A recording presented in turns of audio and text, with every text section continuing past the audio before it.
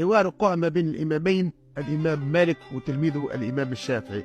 يقول الإمام مالك إن الرزق بلا سبب، بل بمجرد التوكل على المولى سبحانه وتعالى يرزق الإنسان، مستندا على الحديث المعروف: لو توكلتم على الله حق توكله لرزقكم كما يرزق الطير تغدو خماصا وتروح بطانا. هنا الإمام الشافعي خالفوا في الرأي.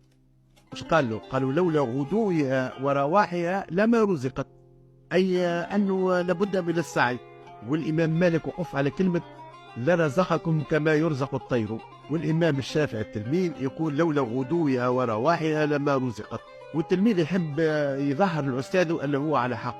خرج من بحث الإمام مالك هايم يفكر يخمم، إذا بيه يلقى راجل كبير يعاني في شكارة بتمر على ظهره رزينة، عاونوا على الشكارة وعلى هزالك الشكارة حتى يوصلوا باب الدار. هكا راجل كبير مدوا شوية تمر وعطاها له منع مقابل الإعانة نتاعو. وقتها الإمام الشافعي تحركت النفيسة نتاعو ورجع يجري، مشي الإمام مالك ودخل عليه وقص عليه الحكاية، قال له راهو هيك وهيك وهيك، وحط له شوية تمر قدامه. الإمام مالك اش عمل؟